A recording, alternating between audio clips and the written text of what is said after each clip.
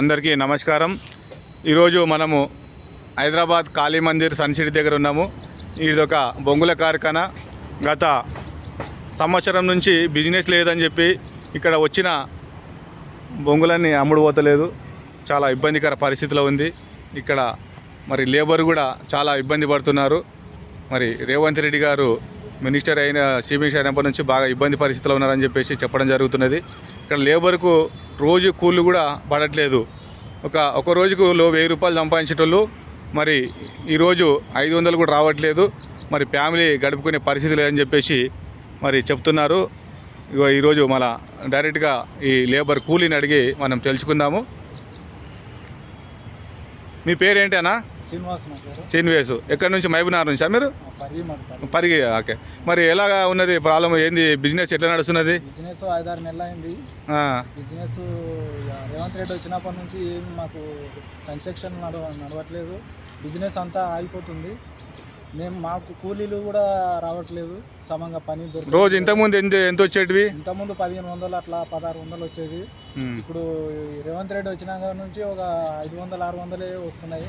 Construction ఆపేసింది కాబట్టి మాకు పనులు సమంగా దొరుకుతుంది. మా బిజినెస్ కూడా అంతా కింద పడిపోయింది. తెచ్చుకున్న కట్టెలు కూడా అమ్ముకోవడానికి ఎవరు రావట్లేదు, గిరాకులు అవ్వట్లేదు. అంతా లాస్లో ఉన్నాం సార్. మరి ఎలా పరిస్థితి? మరి రేవంత్ రెడ్డి గారికి మరి ఏం చెప్పదలుచుకోరు మీరు?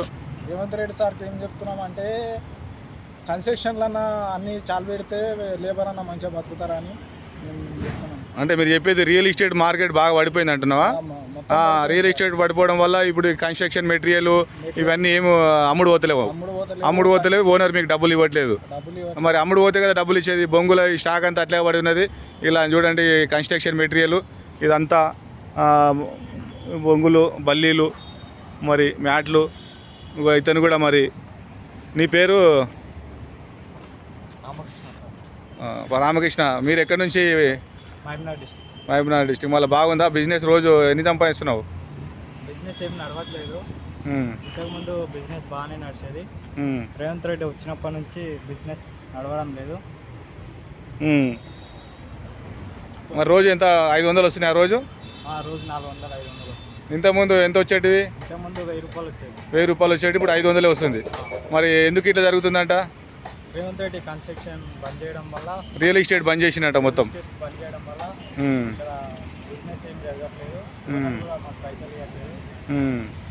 వాళ్ళకు బిజినెస్ జరిగితే మీకు డబ్బులు వస్తాయి కదా, అందుకే మీకు డబ్బులు ఇవ్వట్లేదు అంటారు. మరి ఇది పరిస్థితి. మళ్ళీ పరిగి నుంచి, మహబూబ్ నగర్ నుంచి మరి ఆ రేవంత్ రెడ్డి గారి నియోజకవర్గం కొడంగల్ నుంచి కూడా చాలామంది వచ్చి ఇక్కడ జీవనోపాధి కొనసాగిస్తున్నారు. మరి అలాంటి వాళ్ళందరూ రోడ్డున పడే పరిస్థితి. వీళ్ళే కాదు, రియల్ ఎస్టేట్ వాళ్ళు అయితే 1000 మంది మరి రోడ్డు మీద పడ్డారు. మరి ఇలాంటి వాళ్ళ భార్య పిల్లలు ఉన్నారు. వాళ్ళకు ఇబ్బందికర పరిస్థితి చూడండి. ఈ రోజు నుంచి పొద్దున్న నుంచి ఒక్క బిజినెస్ కాక మళ్ళా ఇలా ఓనర్ ఉన్నాడు, ఆయన కూడా పక్కకు కూర్చున్నాడు, బిజినెస్ లేదని చెప్పేసి. ఇదే మొత్తం మార్కెట్ అంతా ఎక్కడ చూసినా ఇదే పరిస్థితి. రోజుకు ఒక లారీ బొంగులు వచ్చేటివి. కార్ఖానలో 10 మంది పనిచేసేవాళ్ళు, అలాంటిది 2-3 పనిచేస్తున్నారు. నామకే వస్తే పనిచేస్తున్నారు. అది కూడా రోజుకు 1000 రూపాయలు ఈ నిచ్చెనలు కొట్టేటోళ్ళు, అవి కొట్టేటోళ్ళు ఈ రోజు 300-400 కొడుతున్నారు. ఎందుకంటే అమ్ముడు పోతలేవు కాబట్టి ఎండకు పగిలిపోతున్నాయి. ఇలాంటి పరిస్థితి మరి దాపరించింది ఈ సమయంలో.